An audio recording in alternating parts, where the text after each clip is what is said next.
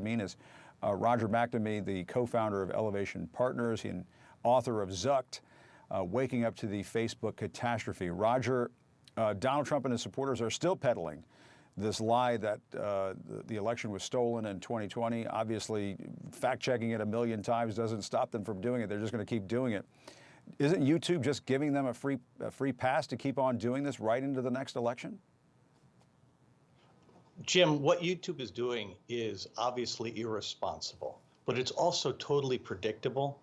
YouTube has a long history of prioritizing user engagement, which is really the key to profits, over the public interest. They're not a social network the way Facebook is, but they've done almost as much harm. They use a recommendation engine to maximize engagement to 3 billion users. And in the process, they've amplified content from terrorists, conspiracy theorists, and scammers to maximize profits. So it shouldn't be a surprise to anyone that in this particular context, they would do the same thing again. They're desperate for earnings, and they are not concerned about the consequences. And I mean, what about this argument that YouTube is, that they would be limiting free speech by removing this content? Well, to be clear, the content exists in many places on the web.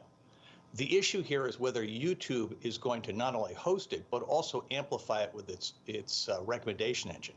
Because that content is engaging to many people, the recommendation engine will typically prioritize it. So to me, the issue here on YouTube is not the existence of this stuff, but rather the way that the business model creates incentives to amplify the most dangerous content on the platform. And YouTube says it will continue to remove content that might mislead voters about voting requirements and making false claims that could discourage voting, and content that could incite people to interfere with democratic processes. But given what we saw during the last few elections, is that good enough? I mean, are we just seeing these social media sites making kind of a feeble attempt here to play whack-a-mole with disinformation? Jim, I think the problem is actually worse than that. I think that the business model is about engaging people's emotions, specifically fear and outrage. And so disinformation, conspiracy theories, also hate speech are particularly good at doing that. So what they really want to do is to create the illusion that they're trying to solve a problem, while in fact letting the problem proliferate.